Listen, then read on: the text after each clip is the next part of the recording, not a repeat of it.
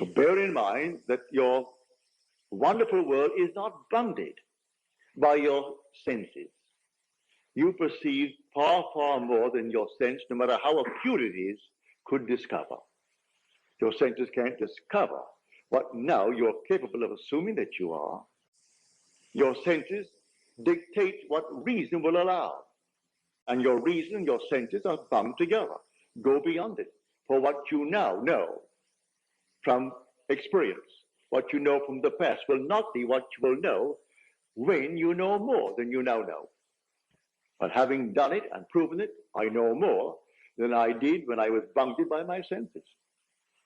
When I couldn't get out of a certain island on time to meet a commitment in Milwaukee, I knew what I did in the Army. I simply applied the identical things, and I got out.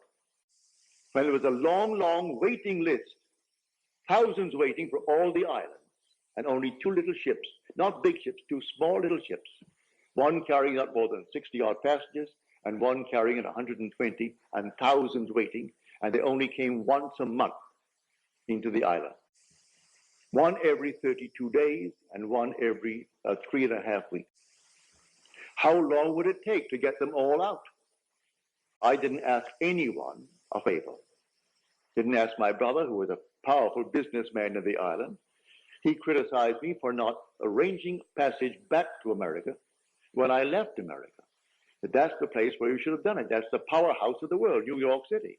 That's where all these things are done. And you dare to leave New York City when you could arrange a round trip, and you come here on a one-way ticket? Well, I didn't ask any favors of him or any favors of any member of the family.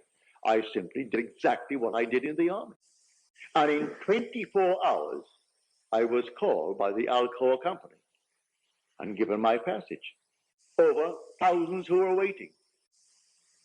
It isn't my concern why she did it or why someone else didn't get it in preference to mine. When my name was down at the very bottom, I wasn't at the top. I'm at the bottom of the list.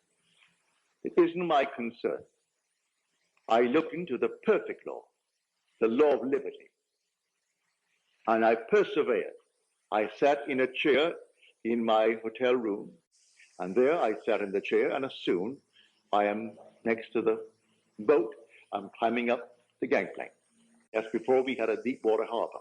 So you had to go off the sea up maybe a half mile or a mile to sea on a little tender, and then take the gangplank and go up to the ship.